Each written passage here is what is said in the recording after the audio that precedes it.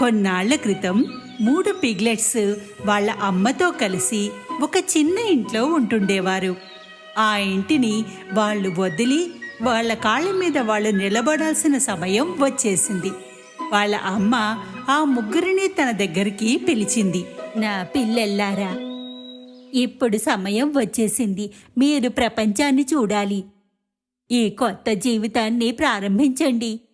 మరచిపోవద్దు, మీరు ఏది కావాలన్నా చెయ్యండి. పూర్తి మనసు పెట్టి చెయ్యండి. జీవించడానికి ఇదే సులువైన పద్ధతి. కొంత ఉదాసీనంగా, కొంత ఉత్సాహంగా వాళ్ళ అమ్మని కలిసి 3 పిగ్లెట్స్ బయలుదేరారు. కొంత దూరం వెళ్ళాక వాళ్ళకి ఒక స్థలం కనిపించింది. అక్కడ వాళ్ళు తమ ఇంటిని కట్టుకోవచ్చు.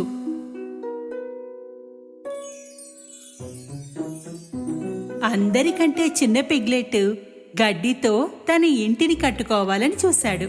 అతను అనుకున్నాడు, ఫటాఫట్గా సులువుగా చేసేయచ్చు అని. ఆడుకోవడానికి బోలెడు సమయం ఉంటుందని. చిన్నవాడి ఇల్లు 1 రోజులో కట్టేయడం అయిపోయింది. వాడు తన అన్నలకు చెప్పాడు, చూడండి, నా ఇల్లు అయిపోయింది. పెద్ద పిగ్లెట్ ఆ ఇంటిని చూసి ఇలా అన్నాడు, అరే, ఈ ఇల్లైతే అస్సలు గట్టిగా లేదు. మనం ఆ జంతువుతో ఎలా రక్షించుకుందాం? చిన్నవాడు పెద్దవాడి మాటల్ని లెక్క చేయలేదు. టెన్షన్ తీసుకోకు, ఏమీ కాదు. మళ్ళీ తర్వాత అనొద్దు, ఎవరు చెప్పలేదని. మధ్య పిగ్లెట్ తన ఇంటిని కర్రతో కట్టాలని అనుకున్నాడు. అడవి నుండి కర్రల్ని సేకరించి తన ఇంటి పనిని మొదలుపెట్టాడు. 3వ రోజుకల్లా మధ్యవాడి ఇల్లు కూడా సిద్ధమైంది. ఈ ఇల్లు గడ్డి ఇల్లు కంటే కొంచెం మన్నికైనది. పెద్దవాడు ఆ ఇంటిని చూసి చెప్పాడు, నీవు చాలా కష్టపడి కట్టావు ఇల్లుని. చాలా అందంగా ఉంది. కానీ ఇల్లు జంతువు నుండి రక్షిస్తుందా మనల్ని? మధ్యవాడు చెప్పాడు, ఖచ్చితంగా సేఫ్ గా ఉన్నారు. మీరెందుకు టెన్షన్ పడుతున్నారు? తరువాత అనొద్దు, ఎవరు చెప్పలేదని. చిన్నవాడు మధ్యవాడు తమ తమ ఇళ్లలో మజా చేస్తూ ఉంటుండగా పెద్దవాడు తన ఇంటిని కట్టడంలో బిజీగా ఉన్నాడు. అతను ఇటుక సిమెంట్తో తన ఇంటిని కట్టుకుంటున్నాడు. మిగిలిన ఇద్దరికీ అనిపించింది అతను ఊరికే కష్టపడుతున్నాడు అని. వాళ్ళు ఆడుకుంటూ సమయాన్ని గడిపేస్తున్నారు. మాలాగా త్వరగా ఇంటిని కట్టుకోకుండా ఇంత ఎందుకు కష్టపడుతున్నావు? ఎంత భయపడతారు? పెద్దవాడు వాళ్ళ మాటల్ని లెక్క చేయలేదు. మొత్తం 7 రోజుల్లో అందమైన దృఢమైన ఇంటిని కట్టుకున్నాడు. మర్నాడు ఆకలితో ఉన్న ఒక తోడేలు వాళ్ళ ఏరియాకి వచ్చింది. దానికి గడ్డి ఇల్లు కనిపించగానే ఆగిపోయింది. చిన్నవాడు సోఫాలో కూర్చుని విశ్రాంతి తీసుకుంటున్నాడు. తోడేలు తలుపు తట్టింది.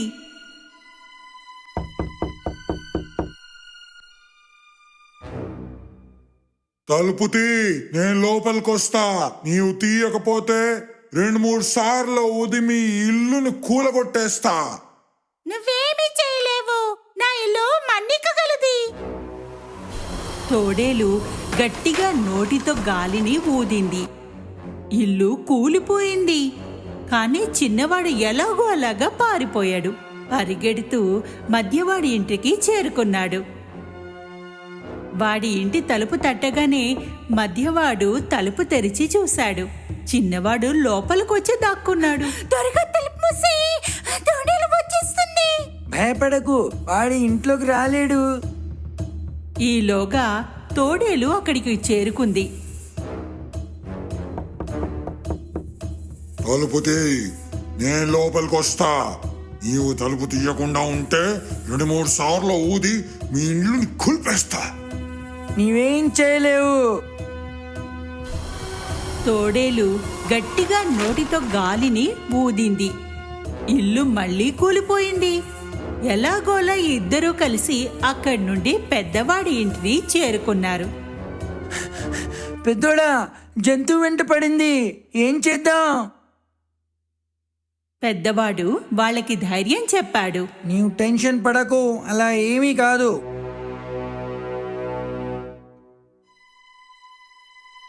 కొద్దిసేపటిలో ఆకలితో ఉన్న తోడేలు ఇక్కడికి కూడా వచ్చింది. తలుపు తీ, నేను లోపలికొస్తా. నీవు తీయకపోతే నేను 2 సార్లు ఊదినా మీ ఇల్లు కూలిపోద్ది. ప్రయత్నం కూడా చెయ్యకు, నీవు మమ్మల్ని ఏం చెయ్యలేవు. తోడేలు కోపంతో నోటితో గాలిని గట్టిగా ఊదింది. అయితే ఇల్లు కదల్లేదు, ఏ మాత్రం కదల్లేదు. ఒక్క ఇటుకని కూడా కదపలేకపోయాడు. అలసిపోయి ఓడిపోయి వాడు ఇంకో విధానం ఆలోచించాడు. ఇంటి పైన ఒక చిమ్నీ ఉంది. దాని పైకి ఎక్కసాగాడు. దాన్ని ఎక్కడం చూసి లోపలికి రాకుండా ఆపడానికి ఫైర్ ప్లేస్లో మంటని వెలిగించాడు. దానిపైన ఒక నీటి కుండని పెట్టేశాడు. తోడేలు చిమ్నీ పైకి చేరుకుంది. కిందకి వెళ్ళసాగింది. తిన్నగా మరుగుతున్న నీటిలో పడిపోయింది.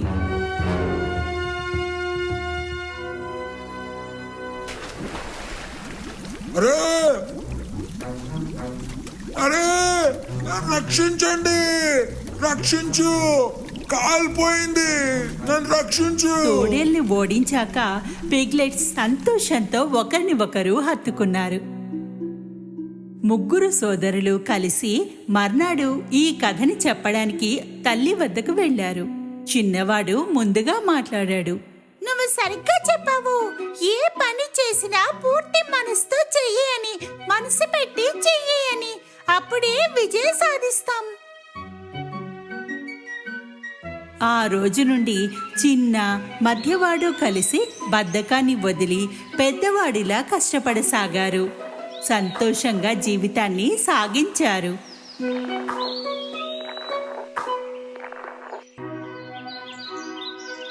ఎంతో కాలం క్రితం అడవిలో ఒక చిన్న ఇంటిలో మదర్ గోట్, దాని బుజ్జి లిటిల్ గోట్స్ అల్లరి చేస్తూ సంతోషంగా జీవించేవి. లిటిల్ గోట్స్ ఎంతో ముద్దుగా ఉండేవి, ఆట బొమ్మల్లా. అందరి తల్లుల్లాగానే మదర్ గోట్ తన పిల్లల్ని ఎంతో ప్రేమించేది. అడవి జంతువులన్నిటి నుండి రక్షిస్తూ ఉండేది. ఒకరోజు భోజనం వెతకడానికి బయటికి వెళ్లే ముందు తల్లి లిటిల్ గోట్స్ని పిలిచి ఇలా చెప్పింది. నా ప్రియమైన పిల్లల్లారా, నేను అడవిలోకి వెడుతున్నాను. ఎవరు వచ్చినా తలుపు తీయొద్దు. తోడేలు లోపలికి వస్తే అది మనందరినీ తినేస్తుంది. వేషం మార్చుకుంటూ వచ్చి మిమ్మల్ని తినాలని చూస్తుంది. మేము దాన్ని ఎలా గుర్తుపట్టాలి? తోడేలు గొంతు బొంగురుగా ఉంటుంది, నా గొంతు తీయగా ఉంటుంది. బొంగురుగా ఉందంటే అది తోడేలే. ఇలా చెప్పి బయలుదేరుతుండగా తల్లి మేకకు ఏదో గుర్తొచ్చింది. ఇంకో మాట, తోడేలు కాళ్ళు నల్లగా ఉంటాయి, నా కాళ్ళు తెల్లగా. కాళ్ళని చూసి కూడా గుర్తుపట్టండి. కంగారు పడకమ్మా, మేం జాగ్రత్తగా ఉంటాం. మేం పెద్దయిపోయామమ్మా. తల్లి మేక తన పిల్లలందరినీ ఒక్కొక్కరిగా ముద్దు పెట్టుకుంది. అడవి వైపు నడిచింది. తోడేలు ఇదంతా చూస్తోంది. తల్లి మేక వెళ్ళగానే కొద్దిసేపు ఆగింది. ఆ తర్వాత వాళ్ళ ఇంటి వద్దకు వచ్చి తలుపు తట్టింది.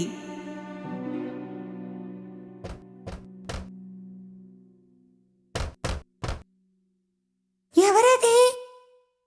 ముద్దు బిడ్డల్లారా, తలుపు తీయండి. ఇదిగో మీ అమ్మ మీకోసం భోజనం తయారు చేసి తీసుకొచ్చింది. అయితే లిటిల్ గోట్స్ తోడేలు బొంగురు గొంతుని గుర్తుపట్టాయి. తలుపు లోపల నుండే చెప్పాయి. నువ్వు మా అమ్మవి కాదు. అమ్మ గొంతు ఎంతో తీయగా ప్రేమగా ఉంటుంది. నువ్వు మమ్మల్ని మోసం చేయలేవు తోడేలు. తోడేలుకు చాలా కోపం వచ్చింది. ఎందుకంటే లిటిల్ గోట్స్ ని తినలేకపోయింది. అప్పుడు ఒక చాక్ పీస్ ని తినేసింది. అప్పుడు దాని గొంతు కాస్త తీయగా మారింది. వెనక్కి వాళ్ళ ఇంటికి వెళ్ళింది. తలుపు తట్టింది. ఈసారి తోడేలు తన తీయటి గొంతుతో మాట్లాడింది. ముద్దు బిడ్డల్లారా, నేను మీ అమ్మని. మీ అందరి కోసం భోజనం తీసుకొచ్చాను. తలుపు తీయండి.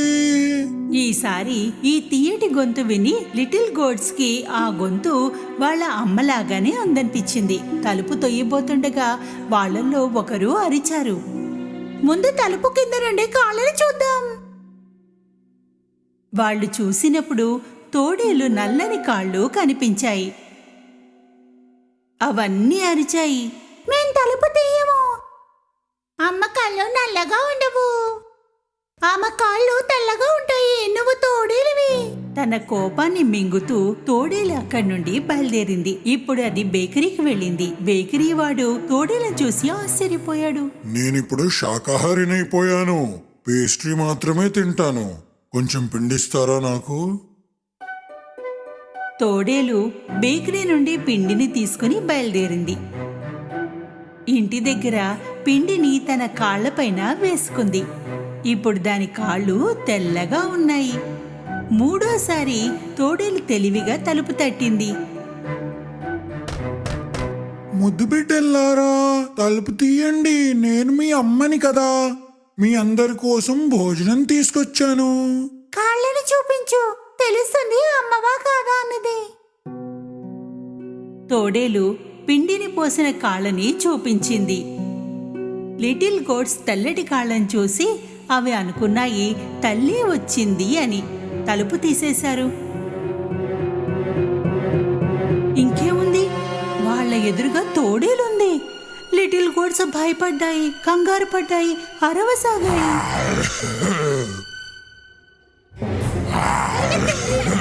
ఎక్కడి దాకా పరిగెత్తుతారు? నేను మిమ్మల్ని పట్టుకుని తీరుతా. ఒక పిల్ల టేబుల్ కింద దాక్కుంది, రెండోది మంచం పైన, మూడోది చిమ్నీ లోపల, నాలుగవది కిచెన్ లో దాక్కుంది, ఐదవది అలమార్లో దాక్కుంది, ఆరవది పరదా వెనకాల, ఏడవది గడియారం లోపల. అయితే తోడేలు చాలా తెలివైంది. అందరినీ ఒక్కొక్కరుగా పట్టేసుకుంది. ఆగు, ఇక్కడ రా. నేను మిమ్మల్ని వదిలిపెట్టను. ఆగు. కేవలం గడియారంలో దాక్కున్న దాన్ని మాత్రమే పట్టుకోలేకపోయింది. దాని కడుపు నిండిపోయింది. అందుకే అది ఆలోచించలేదు, అక్కడి నుండి వెళ్ళిపోయింది. అక్కడ పెద్ద మైదానం ఉంది. అడవిలో తోడేలు ఒక చెట్టు కింద గురక పెట్టి నిద్రపోయింది.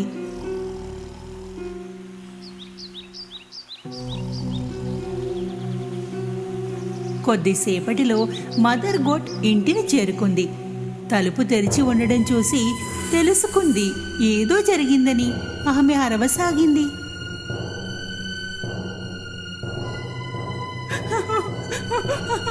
నా పిల్లలారా! ఇంటికి చేరగానే ఆమె కంగారు పడింది. మొత్తం ఫర్నిచర్ పడి ఉంది, పరదాలు చిరిగి ఉన్నాయి, మంచం చిందరవందరగా ఉంది, తలగడ దుప్పటి ఇక్కడ పని ఉన్నాయి. మదర్ గోటుకి తన పిల్లలు ఎక్కడా కనిపించలేదు. ఒక్కొక్కరిని పేరు పెట్టి పిలిచింది, ఎవరూ దొరకలేదు. అప్పుడు ఏడో పిల్ల పేరు పిలిచింది. ఒక గొంతు వినిపించింది, నేను గడియారం లోపల ఉన్నా అమ్మా. తల్లి మేక ఆ గడియారం దగ్గరకు వెళ్ళింది. అక్కడి నుండి తన పిల్లని తీసి కౌగిలించుకుంది. లిటిల్ గోట్ తల్లికి మొత్తం జరిగింది చెప్పింది. ఆ తోడేలు వచ్చింది, వేషం మార్చుకుని వచ్చి అందరినీ తినేసింది.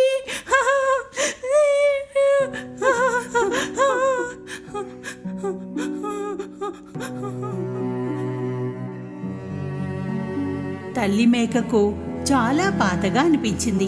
చాలా ఏడ్చింది. తన పిల్లల్ని తలుచుకుంటూ ఉన్న ఒక్క పిల్లతో కలిసి బయటికి వచ్చింది.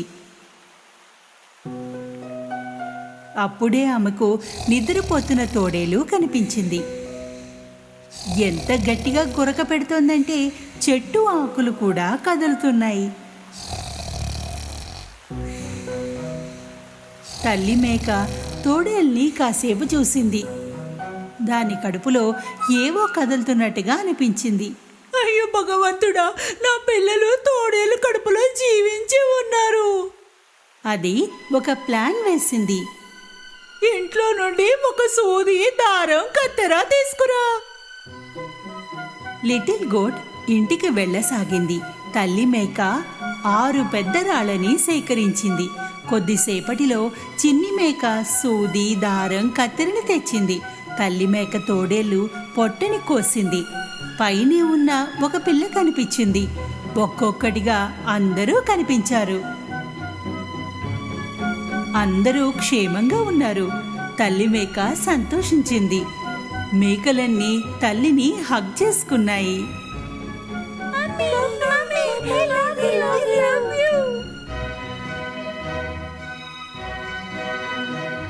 సంతోషంతో గంతులు వేశాయి.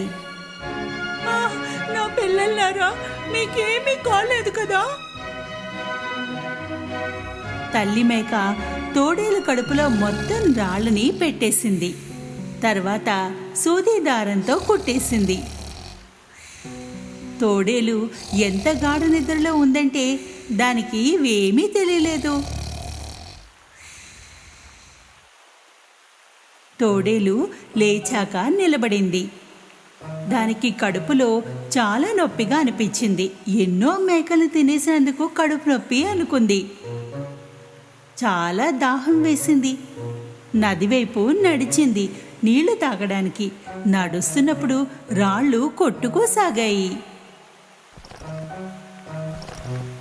కడుపు ఏదో బరువుగా నిండుగా అనిపిస్తుంది. ఏదో రాళ్ళు తిన్నట్లుంది కదా నాకు. నీళ్లు తాగడానికి వంగింది. రాళ్ల బరువు వల్ల అది నదిలో పడిపోయింది. ఓ, రక్షించండి, రక్షించండి నన్ను, నేను మునిగిపోతున్నాను. ఆ, ఆ, అయ్యో. చాలా అరిచింది, కానీ ఎవరూ రాలేదు. రాళ్ల బరువు దాన్ని నీళ్ళ లోపలికి లాక్కెళ్ళింది. తల్లి మేక, లిటిల్ గోట్స్ దీన్ని చూసి నది వైపుకి వెళ్ళాయి.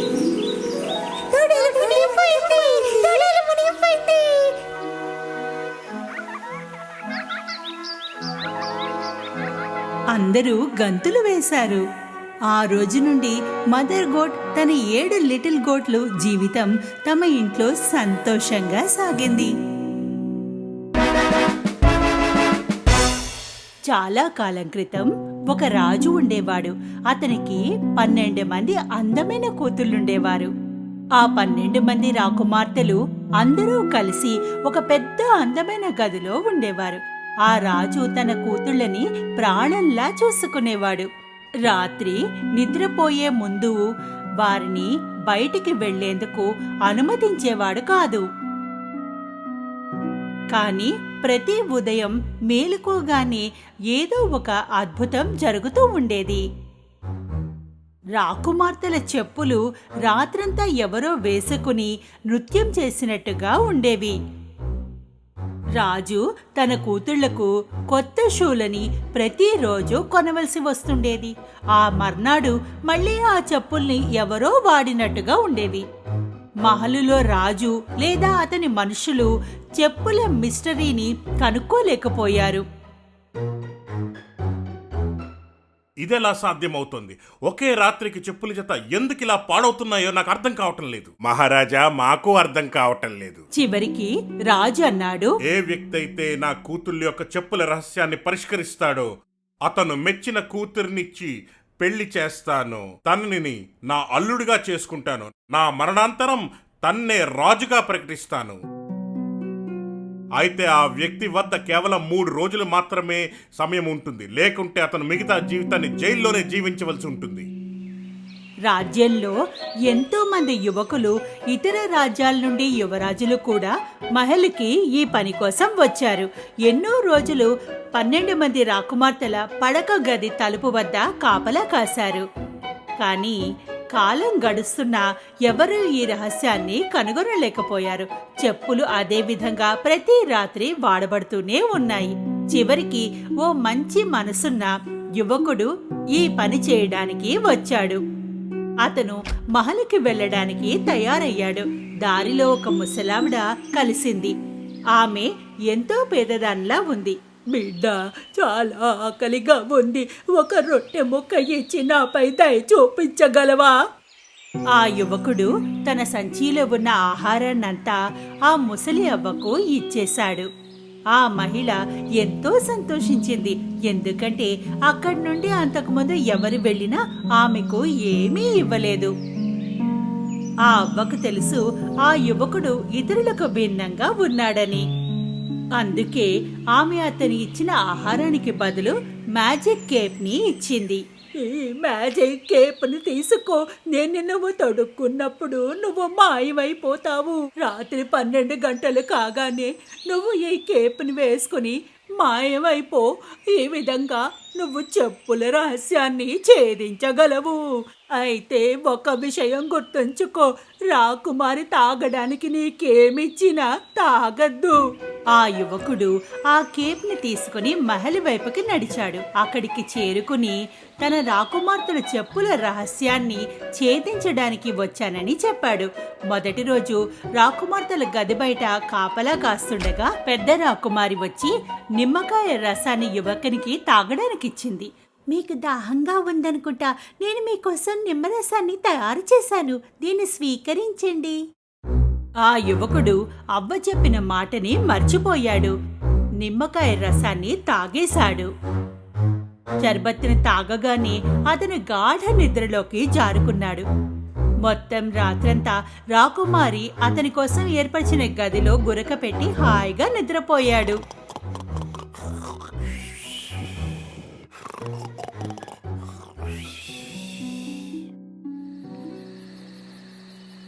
ఉదయం కాగానే ఆ యువకుడు భయంతో వణికిపోయాడు. నేను మ్యాజిక్ కేప్ వేసుకుని రాకుమార్తెల గదిలోకి వెళ్ళాలి. రెండో రాత్రి మళ్ళీ అతను ప్రిన్సెసెస్ గది బయట నిలబడ్డాడు.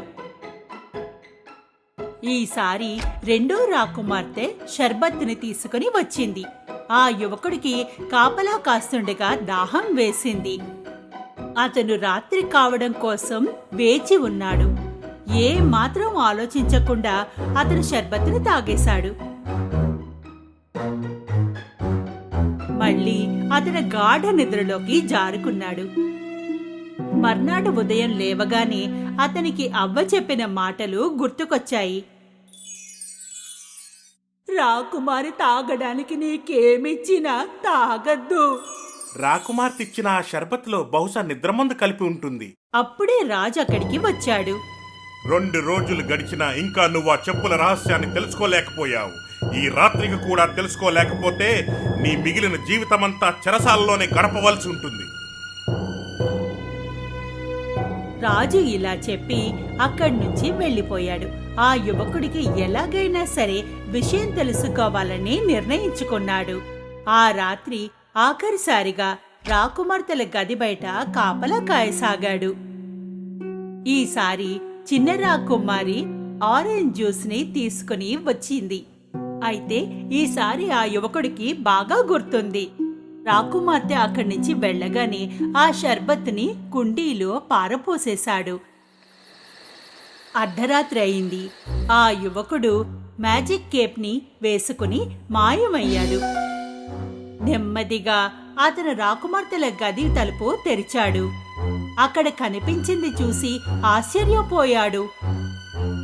రాకుమార్తెలందరూ తమ అత్యంత సుందరమైన దుస్తుల్ని ధరించి జుట్టుని అలంకరించుకుని మేకప్ వేసుకుని ఉన్నారు. చూద్దామా ఆ కాపలా కాస్తున్న యువకుడు నిద్రపోయాడో లేదో? ఒక ప్రిన్సెస్ తలుపు తెరిచి బయటికి వచ్చింది. ఇక రెండో తలుపు దగ్గర చెవిని పెట్టింది. అప్పుడు ఆ యువకుడికి తెలిసింది తను గురక శబ్దం చెయ్యాలని.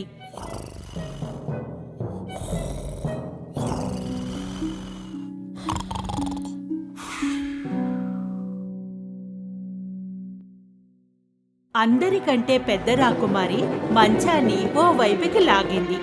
3 సార్లు చప్పట్లు కొట్టింది. మంచానికి మరోవైపున ఒక సొరంగం తెరుచుకుంది. ఆ యువకుడు తన కళ్ళని తానే నమ్మలేకపోయాడు. ఒకరి తర్వాత మరొకరు వరుసగా ఆ సొరంగం గుండా బయటకు వెళ్లారు. ఆ యువకుడు కూడా వారి వెనకాలే వెళ్ళాడు. ఈ రహస్య సొరంగం మెట్ల వైపుకు వెడుతోంది. అక్కడ 100 మెట్ల వరకు కిందికి వెళ్తున్నాయి. యువకుడి కాలు పొరపాటుగా ఒక రాకుమార్తె స్కర్ట్ పైన పడింది. ఎవరో నా స్కర్ట్ పైన కాలు వేశారు. పిచ్చితనా, అది నీ కాలే అయి ఉంటుంది. మెట్లు దిగగానే వాళ్ళు అడవికి చేరుకున్నారు. వాళ్ళు అందమైన వెండి కొమ్మలు ఉన్న ఎత్తైన చెట్లని దాటి వెడుతున్నారు. యువకుడు ఒక కొమ్మని ఉంచుకొని వెనకాలే వెళ్ళసాగాడు. చాలా సమయం నడిచాక ఆ రాకుమార్తెలు ఒక నది ఒడ్డుకు చేరుకున్నారు. ఆ నదిలో 12 నావలు ఉన్నాయి. అందులో 12 మంది రాకుమారులు వీరి కోసం వేచి ఉన్నారు. ఆ రాకుమార్తెలు నావలోకి వెళ్లి కూర్చున్నారు. ఆ యువకుడు చివరి నావలో కూర్చున్నాడు. నావ బరువుగా ఉంది. ఇంకెవరో కూడా కూర్చున్నట్టుగా ఉంది. విచిత్రంగా ఉంది. అబ్బా, కలలు కనడం మానే. నదిని దాటాక వాళ్ళంతా మెరుస్తున్న పెద్ద భవంతిని చేరుకున్నారు. అతనికి లోపల నుండి సంగీతం వినిపిస్తోంది. ఆ యువకుడు కిటికీ నుండి చూశాడు. ఎంతో మంది లోపల నృత్యం చేయడం చూశాడు. ఆ రాకుమార్తెలందరూ లోపలికి వెళ్లి నృత్యం చేయడం మొదలుపెట్టారు. వారు నృత్యం చేసి అలసిపోతున్నారు. మళ్లీ నృత్యం చేస్తున్నారు. అందువల్ల వారి చెప్పులు అరిగిపోయి ఉన్నాయి. యువకుడు ఆకలికి తట్టుకోలేకున్నాడు. అందువల్ల అతను టేబుల్ పై ఉన్న కేక్ ముక్కని తిన్నాడు. అందరికంటే చిన్న రాకుమారి దీన్ని చూసింది. నా కేక్ గాల్లో ఎగిరిపోతోంది. ఎవరో అదృశ్య వ్యక్తి తింటున్నట్టుగా ఉంది. చెత్త మాటలు ఆపేయి. యువకుడు అందర్నీ తప్పించుకుని అందమైన కప్పుని అందుకున్నాడు. రాకుమార్తెలు ఉదయం వరకు నాట్యం చేశారు. అప్పుడు వారు నావలో కూర్చుని నదిని దాటి వచ్చారు. అడవుల్లో నుండి ప్రయాణించి మెట్లు ఎక్కి చివరికి తమ మహల్కి చేరుకున్నారు. అందుకే వారి చెప్పులు అరిగిపోయి ఉన్నాయి. ఆ నవయువకుడు ఎంతో సంతోషించాడు. ఎందుకంటే వాళ్ళ చెప్పుల రహస్యం తెలిసిపోయింది.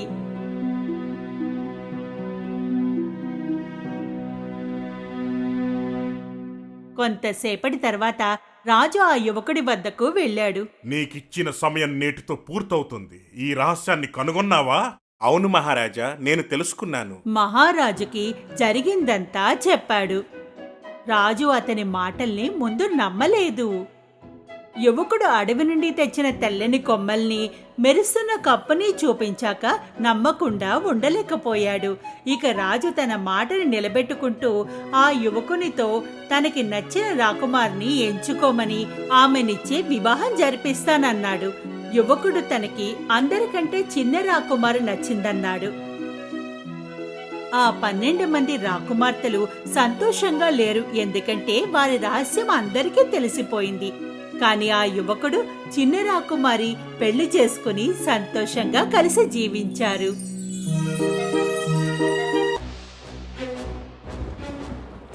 చాలా కాలం క్రితం ఒకరినొకరు ఎంతో ఇష్టపడే 2 డ్రాగన్లు భారీ వర్షంలో చిక్కుకున్నాయి. డ్రాగన్లకు నచ్చని ఏకైక విషయము ఈ వర్షపు వాతావరణమే. ఎందుకంటే వాటి రెక్కలు తడిసినప్పుడు మెరుపు వాటిని తాకుతుంది. వాటి రెక్కలు దెబ్బతింటాయి. దాంతో అవి ఎప్పుడూ నిప్పుని చిమ్మలేవు. ఆ రోజు పెను తుఫాను వచ్చింది.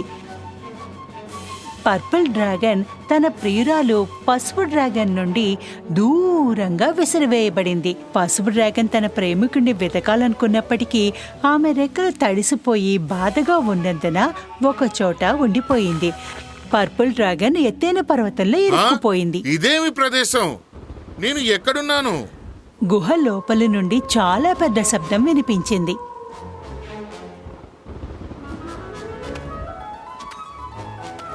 ఆ గొంతు దుష్టబావోది. అతను సగం తోడేలు, సగం సింహం. నేను తుఫాను ఇంకా మెరుపులకు ప్రభువుని. బౌ! ఇక నువ్వు అగ్నిని పేల్చే ఒక డ్రాగన్వి. హోహోహోహో. పర్పుల్ డ్రాగన్ చాలా భయపడ్డాడు. అతను ఎగిరి పారిపోవాలనుకున్న వెంటనే బావు ఆకాశంలో మెరుపులు మెరిపించాడు. నువ్వు నిప్పును ఎలా చిమ్ముతావో చెప్పే వరకు నేను నిన్ను విడిచిపెట్టనే లేదు. నీ అగ్ని శ్వాస యొక్క అన్ని రహస్యాలు చెప్పాలి నాకు. లేదు, నేను ఎప్పటికీ అది చెప్పలేను. అప్పుడు నేను ఎప్పటికీ వర్షం పడేలా చేస్తాను. ఇక నిన్ను ఇక్కడ బంధిస్తాను. పర్పుల్ డ్రాగన్ బావో గుహలో చిక్కుకుంది. అదే సమయంలో పసుపు డ్రాగన్ తన ప్రేమికుడు పర్పుల్ డ్రాగన్ కోసం ప్రతి చోట వెతుకుతోంది. ఆమె ఎలుగుబంటి గూడులో అతని కోసం వెతికింది. ఏనుగు తోటలో, కుందేల రంధ్రంలో కూడా చూసింది. కానీ అతన్ని ఎక్కడా కనుగొనలేకపోయింది. పసుపు డ్రాగన్ ఏడుపు చూసి ఒక గుర్రం ఆమె వద్దకు వచ్చింది. నువ్వు ఎందుకింత విచారంగా ఉన్నావు డ్రాగన్? ఏం జరిగింది? నా ప్రియుడు పర్పుల్ డ్రాగన్ అదృశ్యమయ్యాడు. మళ్ళీ వర్షం కురుస్తోంది. అప్పుడు నా రెక్కలు దెబ్బతింటాయి కాబట్టి నేను అతన్ని వెతకలేను. నువ్వు ఫారెస్ట్ రేంజర్ కోతిని అడిగావా? బహుశా అతనికి తెలిసి ఉండొచ్చు. ధన్యవాదాలు, నేను వెళ్ళి అడుగుతాను. ఆగు, ఈ ఎర్రటి బట్టను తీసుకుని నిన్ను నువ్వు కప్పుకో. ఇది కొంతకాలం వర్షం నుండి నిన్ను కాపాడుతుంది. పసుపు డ్రాగన్ ఆ ఎరుపు బట్టను తీసుకుని అడవి వైపుకు వెళ్ళింది. అదే సమయంలో మళ్లీ వర్షం మొదలైంది. పసుపు డ్రాగన్ చివరకు ఫారెస్ట్ రేంజర్ వద్దకు చేరుకుంది. ఆమె పర్పుల్ డ్రాగన్ చూసావా అని అడిగితే, అవును, నేను ఆకాశంలో తేలుతూ చూశాను. చూడు, అది అతను ఆ బారి విడిచిన ఫ్లేక్. అతను ఆ పైన్ చెట్ల వైపు వెళ్తూ ఉన్నాడు. వర్షం కొద్దిగా ఆగిపోవడంతో పసుపు డ్రాగన్ పైన్ చెట్లున్న ఆ ప్రదేశానికి వెళ్ళింది. ఆమె చుట్టూ చూసింది, కానీ తన ప్రియుడి గుర్తు కనిపించలేదు. అదే సమయంలో ఒక కుందేలు ఆమె ముందు హలో కుందేలు, నువ్విక్కడ పర్పుల్ రంగు డ్రాగన్ చూసావా? నేను చూశాను. అతను ఈ చిత్తడి నేల వైపు వెళ్ళాడు. కుందేల్ని అడిగిన తర్వాత పసుపు డ్రాగన్ చిత్తడి నేల వైపు వెడుతూ ఉండగా ఆకాశం మళ్లీ నల్లటి మేఘాలతో కప్పబడింది. ఇంత వర్షం ఎందుకు పడుతుందో తెలుసుకోవాలంటే ఎద్దుని అడగండి. పసుపు డ్రాగన్ చిత్తడి నేల అంచు వద్దకు త్వరగా వెళ్ళింది. అక్కడ ఆమె ఒక విల్లోపు చెట్టు కింద వర్షం నుండి ఆశ్రయం కోసం ఎదురు చూస్తున్న ఎద్దును చూసింది. నేను పర్పుల్ డ్రాగన్ కోసం చూస్తున్నాను. మీరు అతన్ని ఇక్కడెక్కడైనా చూసారా అని అడగడానికి అయ్యో, వచ్చాను. ఇక్కడ కాదు, ఇక్కడ అక్కడ కాదు. అతను ఆ నిటారుగా ఉన్న పర్వతం మీద ఊగడం చూశాను. కానీ మీరు జాగ్రత్తగా ఉండాలి. బావు ఆ కొండపై నివసిస్తాడు. బావు? అవును, అతను వర్షం మరియు మెరుపులకు ప్రభువు. అతను చాలా అహంకారి మరియు ప్రేమలేనివాడు. అతను అన్నిటినీ పొందాలని కోరుకునే నీచ హృదయుడు కూడా. అయ్యో, ఇప్పుడు నాకు అర్థమైంది. అందుకే వర్షం ఆగడం లేదు. బావు పర్పుల్ డ్రాగన్ పట్టుకుని బంధించుండాలి. నువ్వు నీ అగ్నితో బావోను ఆపవచ్చు. వర్షం కురుస్తున్నప్పుడు నువ్వు అగ్నిని పీల్చుకోవాలనుకుంటే పులి వద్దకు వెళ్ళి అతని నుండి సహాయం పొందు. వర్షం పడకముందే పసుపు డ్రాగన్ త్వరగా పులి వద్దకు వెళ్ళింది. అవును, మరికొంత ముందుకు వెళ్తే మీరు ఒక పామును చూస్తారు. అతను మీకు క్రిమ్సన్ మ్యాజిక్ పేపర్ ఇస్తాడు. చూడు, ఒక్కసారిగా దాన్ని తినేయాలి. పులి చెప్పినట్లుగా పసుపు డ్రాగన్ పాము వద్దకు వెళ్ళింది. అప్పుడే ఆకాశంలో మళ్లీ చీకటి మేఘాలు కనిపించాయి.